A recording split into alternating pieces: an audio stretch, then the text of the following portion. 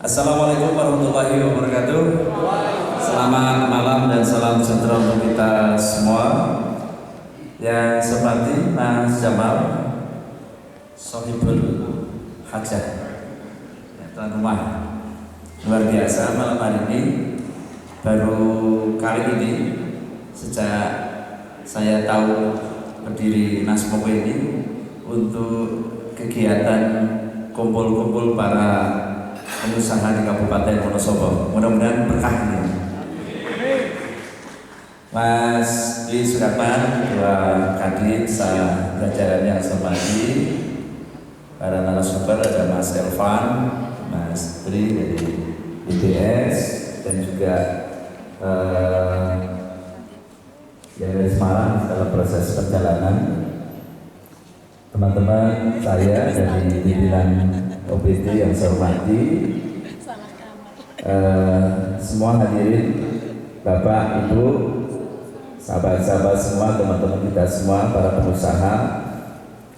Alhamdulillah wa syukurillah pada malam hari ini kita bisa bertemu, kita dikumpulkan di sore hari ini. Alhamdulillah ini cukup sukses Mas Dwi, karena mengumpulkan orang pada malam hari yang hadir cukup banyak seperti ini di saat semua teman-teman punya kepentingan, punya kegiatan. Tapi alhamdulillah hari ini, malam hari ini cukup sukses karena yang hadir cukup banyak. Saya nggak tahu kehadirannya itu karena memang memenuhi undangan atau karena sambil menunggu waktu nanti nonton Piala Dunia, jadi nggak ngantuk. Kalau di rumah apa ya, ini lama banget ya, ini sambil nunggu waktu, sama dengan saya, maksud saya Mas Dwi, karena nanti harus nonton. Bapak Ibu hadirin yang kami hormati, atas nama pribadi dan pemerintah Kabupaten Wonosobo, saya mengucapkan selamat dan sukses atas kegiatan Wonosobo Ekonomi tahun 2023. Mudah-mudahan nanti dapat menghasilkan pemikiran-pemikiran yang positif tentunya dalam rangka membangun dan mengembangkan dunia usaha di Kabupaten Wonosobo menghadapi situasi yang menurut cerita, menurut kabar ini cukup merasakan atau bahkan membuat down kita semuanya. Namun demikian, saya adalah orang yang selalu melihat masa depan dengan optimis. Kalau Mas Dwi tadi menyampaikan kenapa saya tidak pernah percaya terhadap Wonosobo itu kabupaten miskin. Karena apa? Begitu saya yang dituakan di kabupaten bicara tentang Wonosobo miskin di sudut manapun, di wilayah manapun, maka yang ditangkap adalah pesimisme. Saya teringat kata-kata yang dilontarkan oleh Margaret Thatcher. Nah, kemarin saya sampaikan di Semarang, Pak Jalan Sapal. Nah, apa itu? Kalau tidak salah, kalau saya dibetulkan, ya. Jadi perhatikanlah pikiranmu, karena pikiranmu akan menjadi kata-kata. Hati-hatilah dengan kata-katamu, karena kata-katamu akan menjadi sebuah kenyataan. Nah, ini di awal ada dua kalimat yang menurut saya penting dan sering dijadikan saya rujukan, karena begitu dalam otak dan pikiran kita adalah melihat masa depan penuh dengan pesimisme, kita dihadapkan Kabupaten Wonosobo dengan kemiskinan ekstrim, kemiskinan cukup dalam di angka 17 sekian, di mata Jawa Tengah kita di nomor sekian, pendidikan kita kualitasnya diurut sekian, semua kita selalu di bawah. Nah, kalau kita hanya baca data-data itu, baca persoalan-persoalan itu, maka yang muncul adalah pesimisme. Saya ingin bahwa sesuatu yang pesimisme, kalau kita melihat itu sesuatu adalah yang negatif, marilah itu energi negatif kita rubah dengan energi positif, agar melihat Kabupaten Wonosobo dengan penuh optimisme. Hari ini beredar di media-media massa, Indonesia optimis menghadapi resesi, Jawa Tengah optimis menghadapi resesi dan inflasi.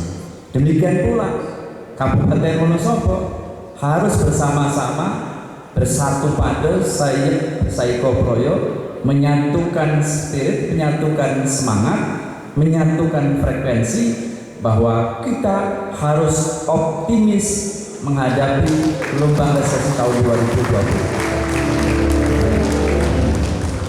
Sehingga jangan pernah ada di dalam pikiran kita, jangan pernah ada di dalam pikiran kita adalah sesuatu yang menimbulkan kita pesimis. Tapi yang harus selalu ada di dalam asupan pikiran-pikiran kita adalah sesuatu yang membangkitkan kita optimis, melihat masa depan di tahun 2023. Tentu ada peluang, di situ ada tantangan. Ada peluang, ada tantangan, dan lain sebagainya. Kami pemerintah Kabupaten Wonosobo pun akan adaptif dengan situasi dan kondisi yang ada. Kalau tadi Mas Rid menyampaikan harapannya lelang 2023 di awal, insya Allah Mas, ini sudah bagian dari kebijakan yang kita lakukan bersama-sama. Insya Allah nanti tahun 2023 ya, tahun 2023 lelang akan kita mulai di bulan Januari. Nah, ini juga bagian dari menjawab berbagai hal, persoalan-persoalan yang kita lakukan evaluasi pada tahun 2021 di tahun 2022. Hanya saja ada tuntutannya. Tuntutannya apa? Ya, tuntutannya para pengusaha harus siap SDM, ya, siap juga dari sisi anggarannya, pendanaannya. Karena apa? DAU kita itu kan nggak gelundungan Mas Wi. Saya senang sebenarnya kalau DAU kita 1,9 triliun ditransfer di bulan Januari, ya, gelundung, langsung nanti kita parkir ya. Tadi, ini kenapa? Proyeknya dilaksanakan di pertengahan, di akhir, Pemda maunya dapat untung dari deposit misalkan, gitu kan? Enggak, karena DAU kita turunnya itu per triwulan, bahkan ada DAK yang turunnya di akhir tahun. Hari ini ya Pak Jalan, Pak BKD, tadi pagi subuh saya harus tanda tangan surat, Pak ini harus dikirim ke Jakarta hari ini, karena ini belum cair Pak. Ini kegiatan sudah dilaksanakan, dananya belum cair, belum ditransfer dari pusat. Jadi per triwulan, sehingga menyongsong itu semua kita harus siap dengan segala sesuatunya. Sehingga insya Allah pasti apa yang menjadi harapan ya ke depan Kabupaten Wonosobo, kami terus akan berbenah. Mbak Retno yang ada di Dinas Pelayanan Terpadu, kita sudah harus menyiapkan di tahun 2022 membangun mall pelayanan publik. Harus suatu keharusan, duit itu nanti duit kudu bangun.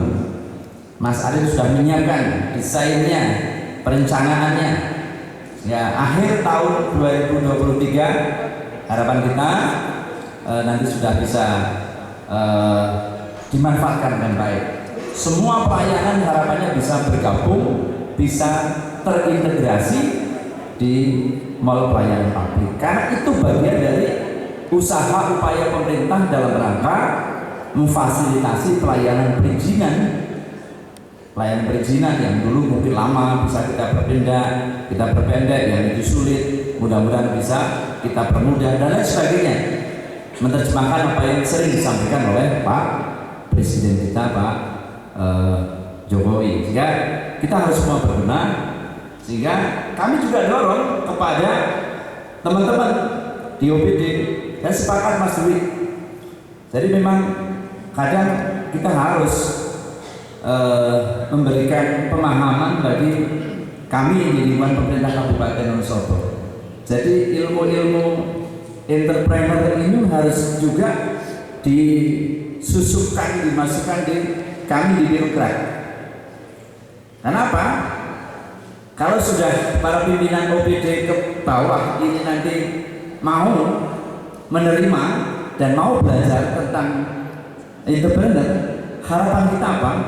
Orientasi kerja para birokrasi adalah hasil. Orientasinya adalah hasil gitu. Nah, kalau orang berusaha kan pengennya dapat hasil, untung kan? Nah, ada hasil, ada orientasi hasil. Ada capaian-capaian yang bisa terukur dengan baik. Semua akan melihat apa yang menjadi program dan orientasi semua Rp1 yang dibelanjakan di pemerintah kabupaten adalah ada hasil yang bisa dirasakan secara langsung oleh masyarakat Kabupaten Wonosobo pada khususnya.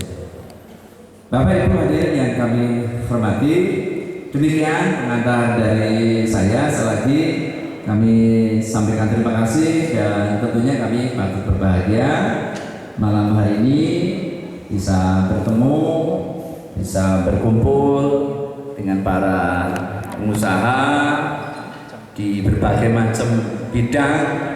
Ini hadir pula teman-teman dari BUMD, dari perbankan, dan semualah kita kumpul bersama-sama menyatukan langkah, menyatukan frekuensi, menyatukan semangat, sehingga yang muncul dalam benak kita adalah bagaimana kita menatap tahun 2023 ini dengan penuh semangat.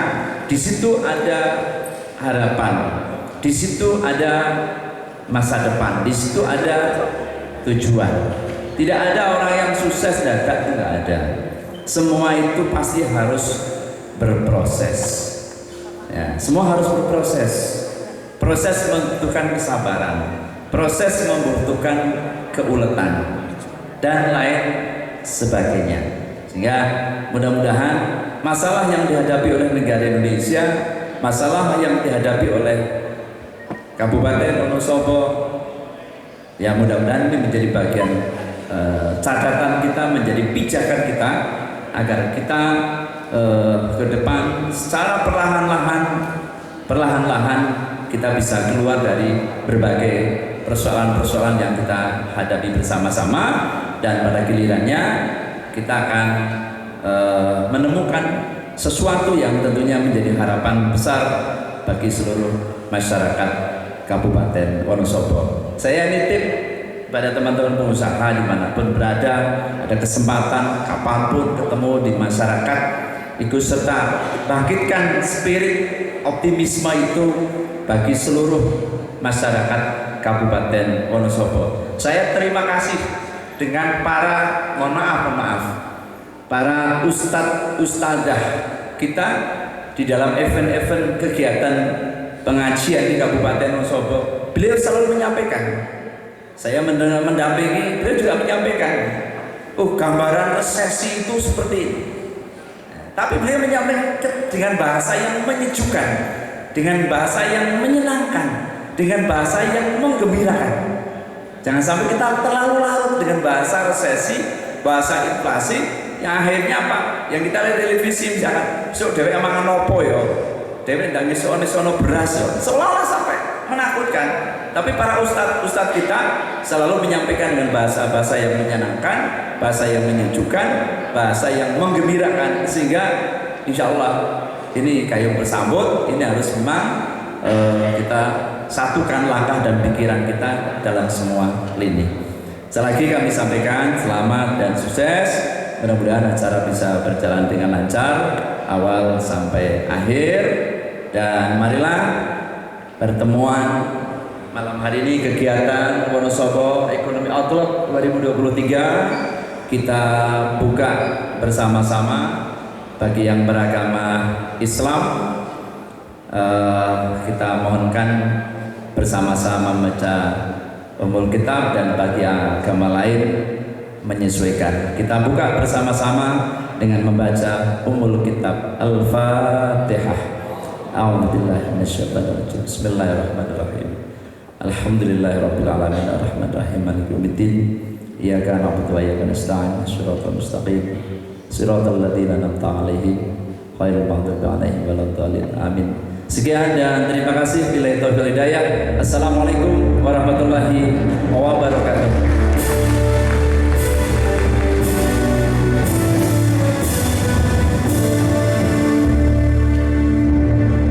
Kepada Bapak Bupati kami ucapkan terima kasih. Dan Bapak Ibu sekalian, masuklah kita pada acara selanjutnya, yaitu Seminar Wonosobo Economic Outlook 2023.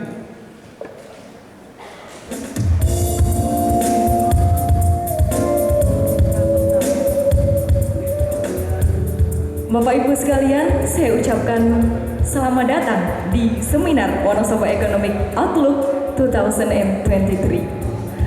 Peluang dan tantangan ekonomi tahun 2023 di tengah ancaman resesi. Resesi, dan resesi. Satu kalimat yang saya yakin sudah tidak asing Bapak Ibu dengar selaku pengusaha.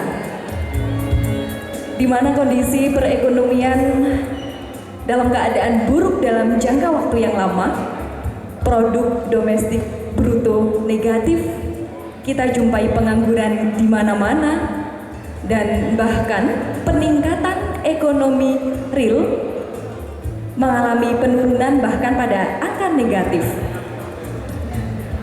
Masyarakat pasti menjadi selektif untuk membelanjakan barang karena beras, buah, bawang, berambang, micin harganya meroket, dan akhirnya daya beli masyarakat menurun.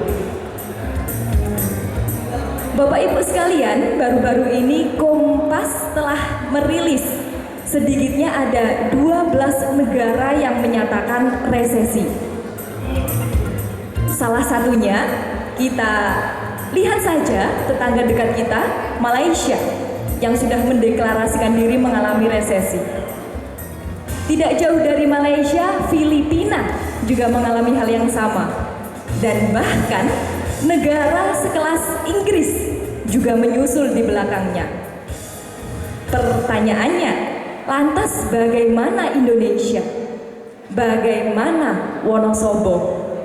Yang katanya Bapak Ibu, Indonesia dan Wonosobo, dan saya yakini juga adalah wilayah dengan kolam susu yang bahkan kayu dan batu bisa jadi tanaman. Menurut saya ini adalah satu buah tameng yang sangat kuat untuk kita bisa menghadapi ancaman resesi. Apakah ini juga merupakan peluang, dan kira-kira apakah tantangan yang akan kita hadapi pada tahun 2023. Maka dari itu kita akan berbicara mengenai hal itu bersama 3 narasumber yang sangat luar biasa. Kita beri aplaus yang meriah kepada narasumber yang pertama, dan kami mintakan untuk bisa bergabung bersama saya di depan.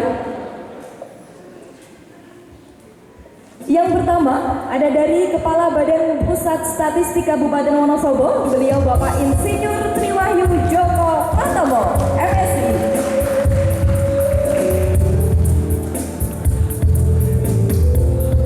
Selanjutnya kita sambut juga ada Dekan Fakultas Ekonomi Universitas Sains Al-Quran, beliau ada Dr. Muhammad Elvan Kaukab, SMM.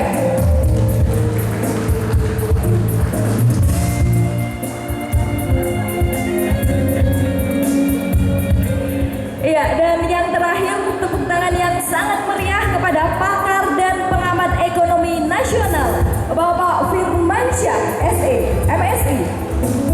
Kami persilahkan.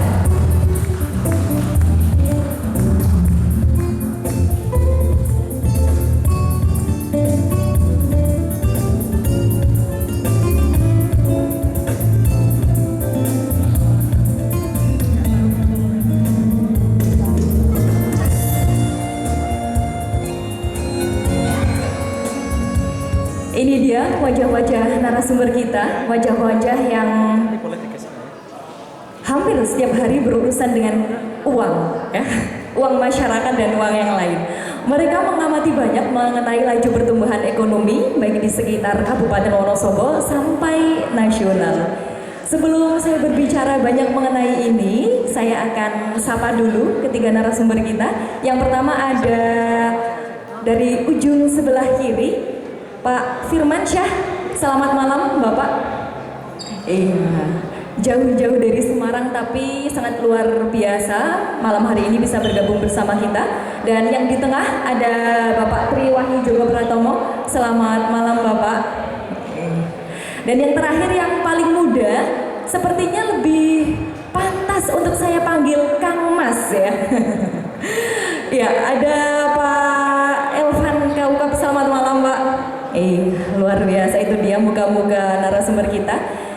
Mungkin malam hari ini sebelum kita mencari apa yang sebenarnya terjadi di Wonosobo dan bagaimana melihat kondisi Wonosobo secara nyata gitu. Saya ingin bertanya dan mungkin saya persilahkan kepada yang pertama ada Kepala Badan Pusat Statistik Kabupaten Wonosobo, kepada Pak Tri Wahyu Joko Pratomo untuk bisa memaparkan sampai saat ini bagaimana data yang akhirnya terkumpul tentang laju perekonomian di Kabupaten Wonosobo. Saya persilahkan kepada Bapak Tri Wahyu Joko Pratomo. Terima kasih Mbak Moderator. Bismillah. Assalamualaikum warahmatullahi wabarakatuh. Selamat malam, salam sejahtera bagi kita semua yang sama-sama kita hormati Bapak Bupati Wonosobo, Pak Kadin, kemudian ya hadir juga Ibu Retno, ya Kepala Dinas DMPTSB, Pak Jelan dan Pak Haris, ya dari Bapeda, dan Bapak Ibu sekalian, para pengusaha sekalian. Izinkan saya menyampaikan mengenai kondisi perekonomian di Wonosobo, ya. Bapak Ibu sekalian, kita tahu ekonomi di Wonosobo ini sejak 2015-2019, ya. Mungkin angka kemiskinannya ini sebenarnya saya juga agak risih juga Bupati menyinggung masalah kemiskinan, karena sebenarnya Pak PD dari sini Pak, karena kemiskinan kita di tahun 2022 turun gitu. Nah, tapi kemudian tadi optimisme dari Pak Bupati, ya tentunya kita berharap bahwa kita bisa terus menurunkan angka kemiskinan kita ke depannya dengan optimisme kita bersama menuju Wonosobo lebih baik. Bapak Ibu sekalian, kita tahu bahwa pada periode tahun 2015-2019 angka kemiskinan Indonesia itu terus mengalami penurunan. Kemiskinan Indonesia sudah berhasil di tahun 2019, ya. Tetapi kita tahu bahwa tahun 2020 itu kita kena dampak Covid, ya, sehingga kemiskinan kita kembali naik, yang meningkat, ya. Kemudian sejak triwulan 1 2021 hingga saat ini beberapa indikator ekonomi sudah menunjukkan adanya perbaikan, ya. Misalkan, ya, triwulan 1 tahun 2022 sudah tumbuh 5,01% secara year on year, dan lebih tinggi dibandingkan perekonomian triwulan 3 tahun 2021 sebesar 3,15%. Nah, itulah kondisi kita, artinya bahwa kita sudah mulai membaik, ya, di tahun 2022. Jadi fenomena nasional, ya, selain itu juga tingkat pengangguran terbuka, ya, Februari tahun 2022 catatan BPS itu adalah, ini dari hasil, kalau Bapak Ibu tahu ada namanya survei Sakernas, survei Angkatan Kerja Nasional, ya, bahwa pada Februari 2002 itu mengalami penurunan, ya, sebesar 0,66%, ya, dibandingkan Agustus tahun 2021. Di tahun 2022 Maret itu juga ada panen raya produksi padi itu meningkat sebesar 5,2 juta ton dibanding September 2021. Ini lagi-lagi menunjukkan bahwa kondisi sosial ekonomi kita sudah mulai pulih dari pandemi COVID tahun 2019 lalu. Ibu sekalian, pertumbuhan ekonomi 2022 ya, perakiraan oleh Presi BRI itu adalah pada kisaran 4,5 sampai dengan 5,3%. Yang ditandai tentunya adalah ini adalah kinerja neraca pembayaran Indonesia NPI ya, yang membaik sejalan dengan kinerja ekspor yang kuat. Artinya bahwa ekspor kita naik 30,97% dibanding periode tahun 2021. Inilah yang optimisme kita bahwa pertumbuhan ekonomi kita akan mencapai 4,5 atau 5,3% ke depannya. Begitu juga dengan pandemi COVID yang kita rasakan, yang kemarin juga adanya program vaksinasi dan booster yang sudah kita laksanakan, dan pada tahun 2022 juga diluncurkan vaksin dosis 3 atau booster yang sampai dengan saat ini telah mencapai 67,65 juta dosis atau sekitar 28,83%. Tentunya ini adalah bagian dari upaya kita untuk segera memulihkan kondisi Indonesia dan kondisi kita ke depannya. Bapak Ibu sekalian, bicara mengenai kemiskinan, tadi disampaikan bahwa kemiskinan kita ya di Wonosobo adalah ranking kedua terbesar di Jawa Tengah. Ya tentunya kita dengan optimisme, tentu kita berharap bahwa kita tidak perlu lagi melihat rankingan, tapi bagaimana kita segera meningkatkan, mengupayakan bahwa kita menurunkan angka kemiskinan yang ada di Wonosobo. Jadi Bapak Ibu sekalian, persentase penurunan angka kemiskinan di Wonosobo termasuk tertinggi di Jawa Tengah ya untuk kondisi 2022. Ya artinya bahwa kita turun 1,5% ya dari tahun 2021. Artinya bahwa tahun 2021 jumlah penduduk miskin Wonosobo 139,67 ribu atau 17,67% menjadi 128,11 ribu atau sekitar 16,17% pada tahun 2022 ini. Sekalian, mengenai inflasi, bahwa di kita inflasi Wonosobo masih mengacu pada Sister City Cilacap ya. Jadi kita mengacu pada Cilacap karena selama ini bahwa kota inflasi hanya 7 di Jawa Tengah ya.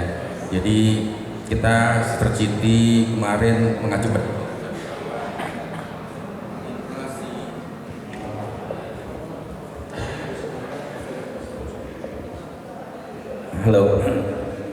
bahwa inflasi pada tahun 2022 itu adalah 5,14%. Ya, kita tahu bahwa tahun 2021 1,05%.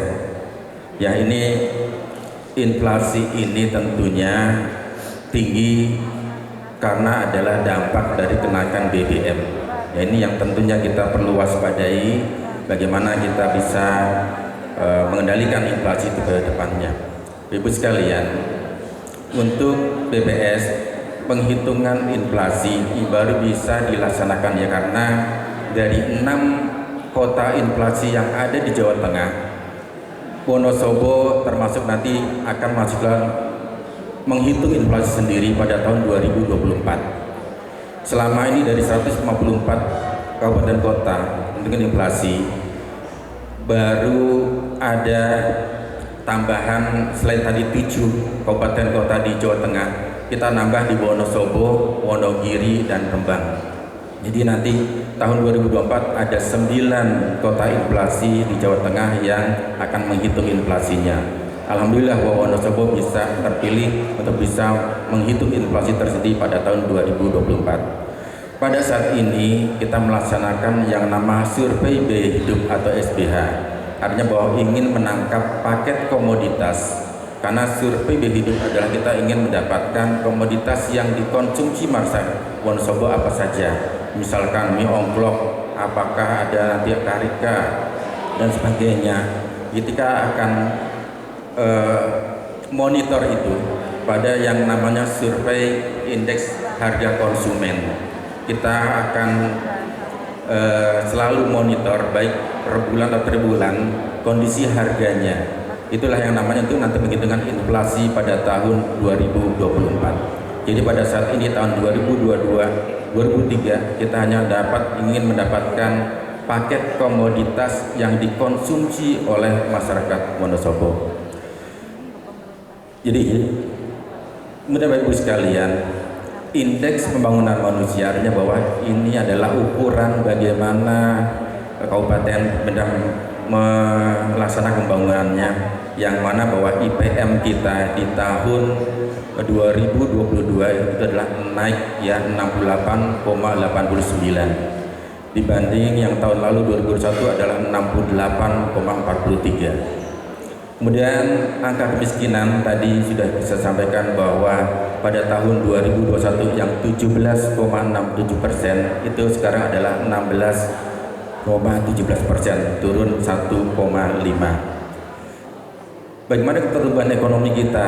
Ya, kalau kita lihat ya ini lagi-lagi bahwa pertumbuhan ekonomi kita baru bisa kita hitung karena adalah pada Februari tahun 2023. Jadi 2022 belum selesai, angka pertumbuhan ekonomi baru bisa kita hitung pada Februari tahun 2023. Kalau kita lihat pertumbuhan ekonomi di tahun 2021 ini yang terpuruk pada tahun 2020 karena pandemi COVID minus 1,66, kontraksi 1,66.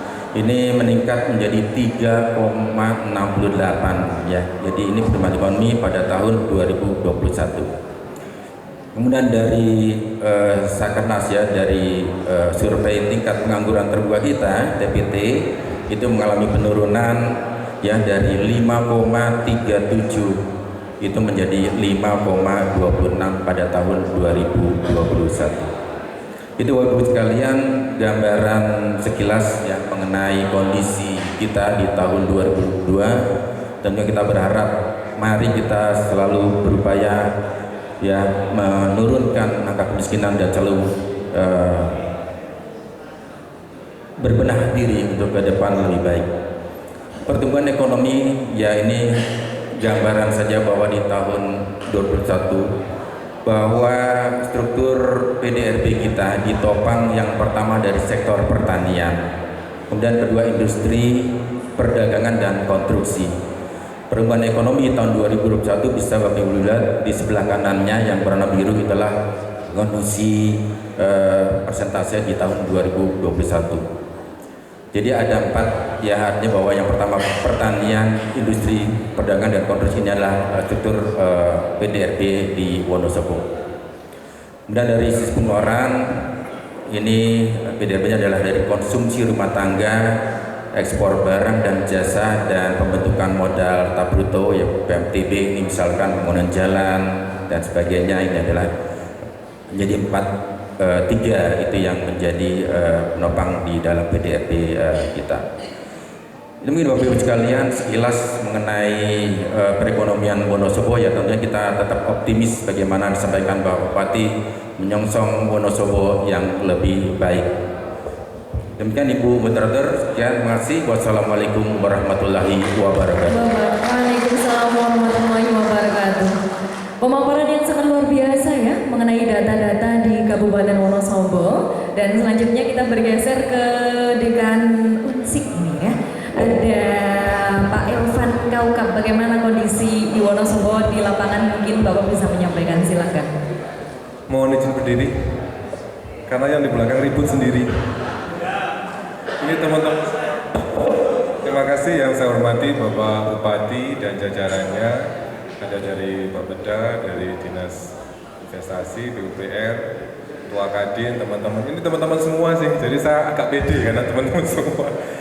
Ya, hari ini kita akan mendiskusikan terkait outlook. Sebenarnya setiap tahun saya membuat outlook untuk Suara Merdeka, ini tahun kelima. Jadi kebetulan kemarin Mas Dwi agak mendadak, oke lah, saya coba. Oke, Assalamualaikum warahmatullahi wabarakatuh. Saya coba untuk melihat atau memotret dari jauh dulu, dari dunia dulu. Karena kita kemarin sudah diberitakan terkait perang Ukraina Rusia. Dampaknya apa? Kan kemarin kan resesi itu kan bawaan dari Eropa ya, kemudian digeret ke Indonesia, kemudian ke Wonosobo, jauh, terlalu jauh. Tadi sudah disampaikan Mas Dwi, Pak Bupati, enggak ada resesi-resesian. Jadi cuma kita perlu tahu, karena di sini semua pengusaha, kemudian perlu tahu. Intinya malam ini kita belajar tadi dari Pak Tri sudah belajar dengan angka, saya juga pusing, angkanya banyak banget kan. Ini versi simpelnya, saya versi simpelnya. Kita alur dulu dari perang Ukraina kemudian ke Rusia. Itu kan efeknya kan kemana-mana ya. Ukraina sebagai penyuplai gandum untuk Afrika, Amerika, Eropa, itu memang merusak tatanan makanan pokok di sana. Kalau Rusia itu di energinya. Sehingga kemarin, ini kebetulan kemarin perjalanan saya dari Hamburg ke Berlin, itu banyak sekali orang-orang demo, rata-rata di tempat-tempat SPBU. Karena gasoline habis, suplai dari Rusia habis. Bukan habis, dihentikan. Karena ya itu sekutu. Jadi sejarah yang saya pelajari itu benar-benar saya lihat sendiri bagaimana sekutu antar negara itu terjadi. Perjalanan dari Berlin ke Hamburg itu kan sekitar 3 jam. Itu hampir setiap gasoline itu ada demo. Bahkan ketika mendarat di Sri Lanka sama, itu resesi yang luar biasa waktu diturunkan rajanya. Itu. Jadi versinya agak sedikit jauh lah kalau kita mau resesi ke Indonesia. Terus bagaimana dengan Indonesia? Justru Indonesia itu adanya perang itu malah kita diuntungkan dengan suplai batu bara ke mereka. Kita tuh nggak terganggu karena kita 60% tuh pakainya batu bara, bukan pakai gas. Jadi kita nggak ada efek. Mereka mau perang mau apa tuh nggak ada efek. Itu menguntungkan bagi negara-negara yang penghasil batu bara untuk mengekspor batu bara ke negara-negara yang kekurangan gas. Mereka beralih energi. Itu. Jadi kalau kita lihat resesi itu hanya di beberapa negara. Kalau pengamatan dari World Bank itu pertumbuhan ekonomi, inflasi dulu ya. Inflasi itu paling parah di Rusia. Nanti prediksi 2023. Kalau di negara-negara berkembang seperti Indonesia, China, Jepang itu hampir sama. Inflasinya di angka sekitar 4,4, itu di Cina, Jepang itu 4,7. Tapi yang agak parah itu Eropa, dan Eropa secara umum dan khususnya untuk Rusia itu sampai angka 12%. Tapi kita di Wonosobo kemarin saya baru menghitung untuk upah minimum itu di angka 6,38. Jadi still safe, masih aman. Resesi nggak sampai kita coba untuk mengulik dari arah jauh dulu.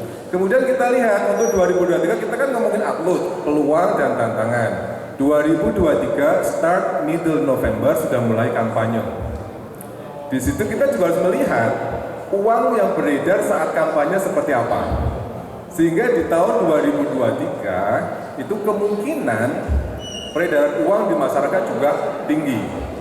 Kita tidak tutup mata bahwa belanja untuk kampanye kan tinggi sekali. Apalagi sekarang kemarin sudah diketok tanggal 13 Desember yang ikut partai terpilih yang lolos untuk kampanye itu kan ada 18 partai. Ya lumayan banyak lah dibandingkan dengan kalau dengan tahun-tahun sebelumnya memang lebih banyak tahun sebelumnya. Kalau sekarang 18 partai ya lebih sedikit. Tetapi kita tahu bahwa di situ juga ada aturan yang parliamentary threshold 4%. Mengambil kursi itu susah sekali di legislatif. Caranya gimana? Saya nggak akan menggiring kemana-mana, tapi you know lah bagaimana untuk mendapatkan kursi itu. Jadi uang itu kan beredar banyak sekali. Rata-rata 110 triliun perputaran untuk nasional untuk kampanye. Jadi kita melihat di situ 2023 belanja itu kan akan sangat mempengaruhi inflasi. Semakin banyak belanja, pertumbuhannya akan semakin baik. Memang 2014 tidak begitu relevan, 2019 mulai agak lumayan, dan besok kemungkinan ya dengan ada aturan-aturan itu kemungkinan perebutan kursi jauh lebih susah. Cara dapatnya gimana? Cara dapatnya? Biasa nggak mengarah ke politik ya, tetapi rata-rata memang oplah uang waktu mendekati kampanye itu banyak sekali. Meskipun pilihannya itu 2024 Februari, tetapi gaungnya kan sekarang aja udah mulai rame kan. Artinya nanti kalau November itu sudah mulai uang beredar semakin gede. Karena nanti ada juga dana-dana kampanye dari pemerintah untuk membiayai pemilu itu juga triliunan, besar sekali. Nah, itu sudah pasti, karena sekarang kan gaungannya sudah jelas. Kalau kita ngomong resesi 2023, enggak. Kalau kita menurut dari situ ya, enggak. Kalau kita melihat, memang ada World Economic Forum sudah memprediksi Indonesia dan negara-negara berkembang, masalahnya krisis satu, krisis utang. Yang kedua, krisis tenaga kerja terampil. Yang ketiga, keamanan cyber. Yang keempat, lingkungan. Itu ya mungkin terhubung dengan ekonomi, tetapi tidak secara langsung.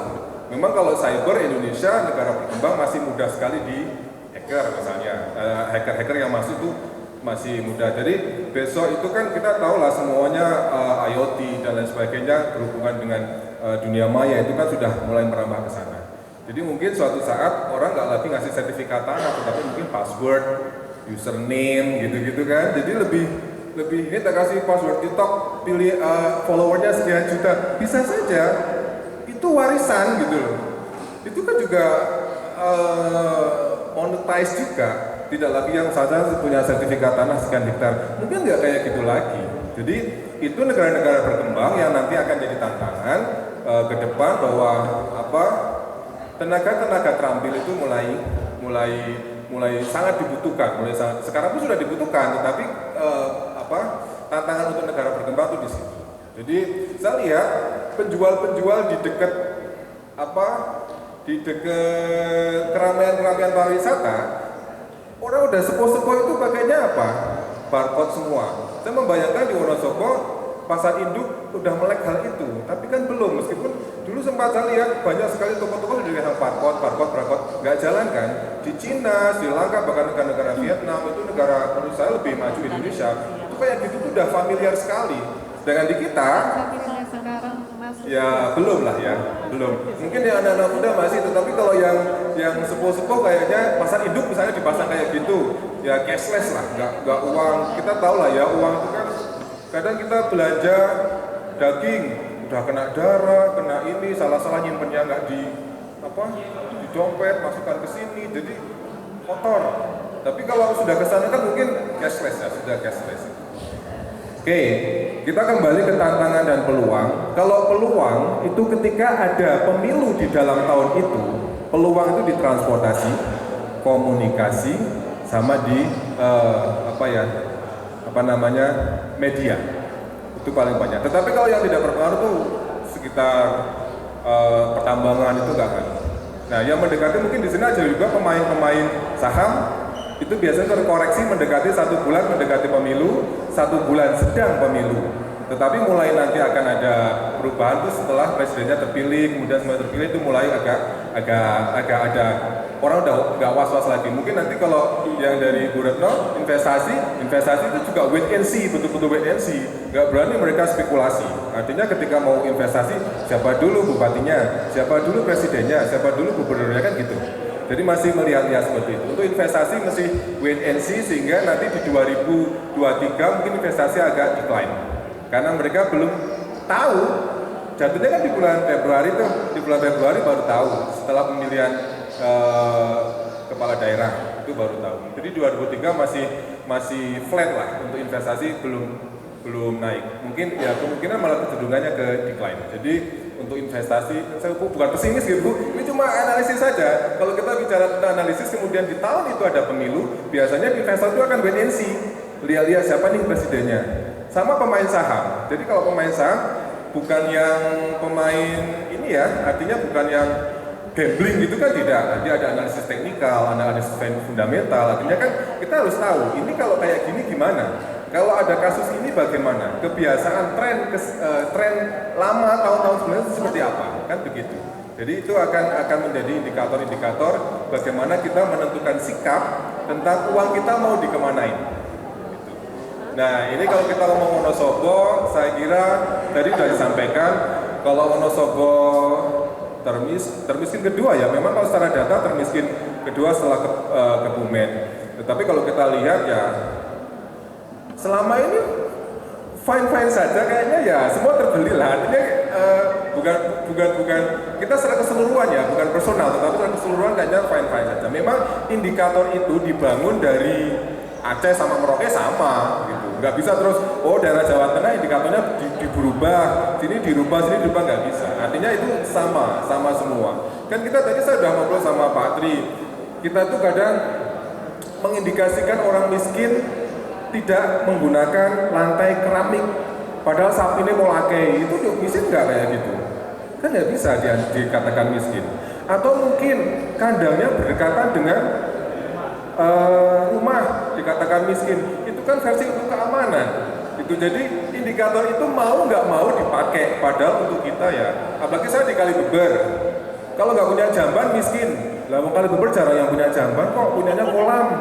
Itu jadi kan indikasinya agak susah, disamaratakan agak susah. Makanya kalau Wonosobo dikatakan miskin, ya biarkan data aja nggak apa-apa. Yang penting enggak gitu.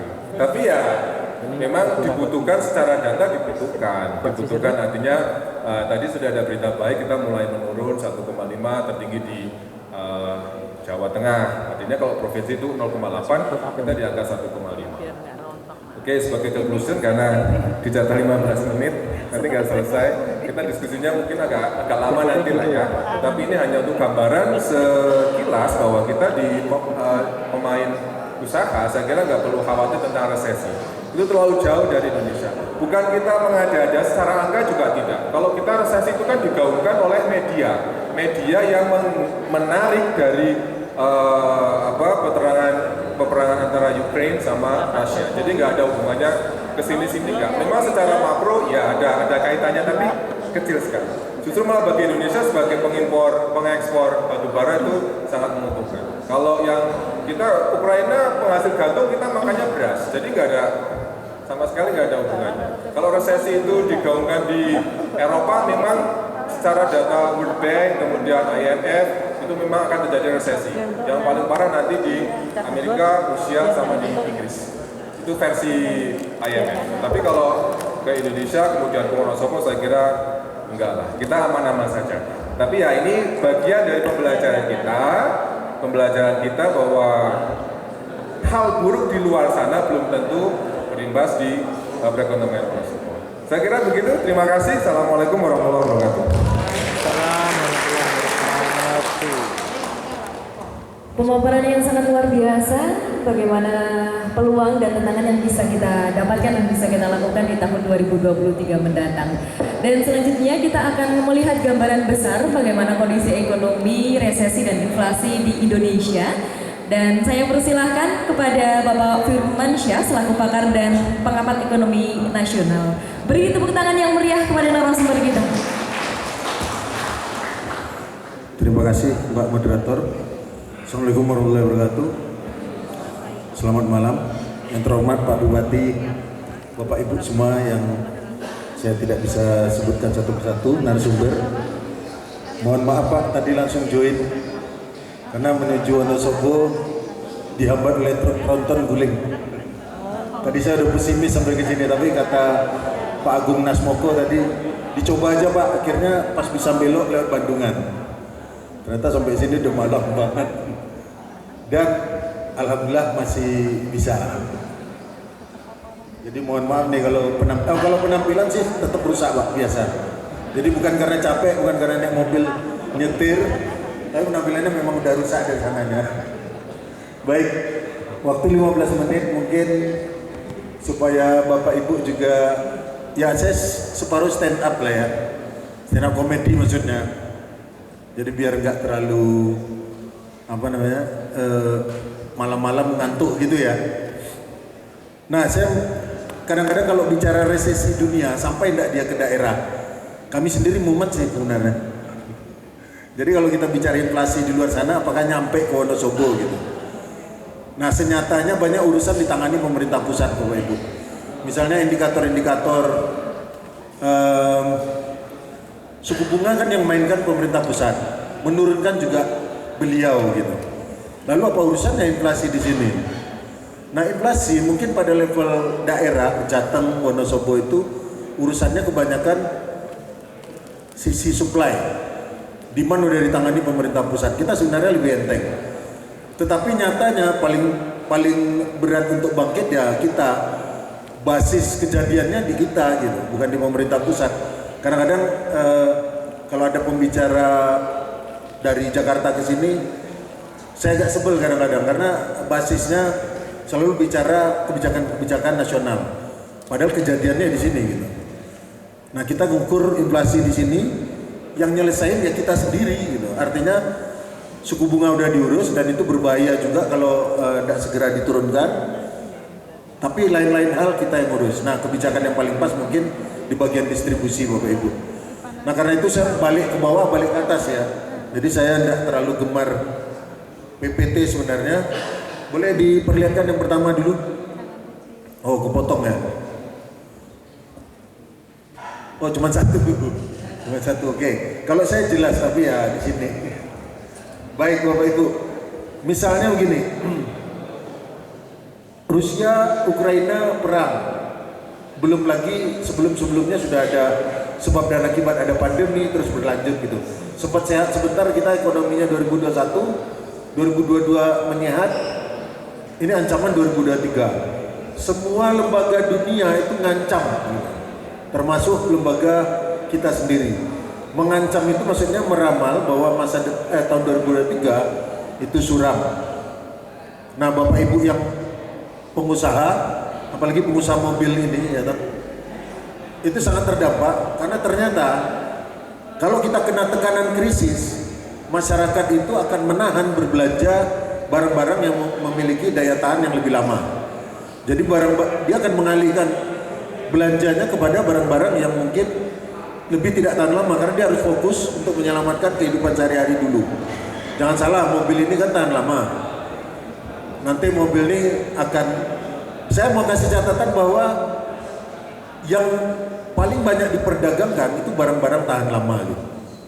Jadi dia akan menurun, lalu akan terasa dampaknya di 2023. Mari kita lihat dari IMF aja, kami mau perlihatkan bahwa Indonesia masih cerah, walaupun Bu Sri Mulyani, Pak Jokowi dan lain-lain mengatakan kita besok agak gelap gitu, tapi semuanya mengatakan kita optimis.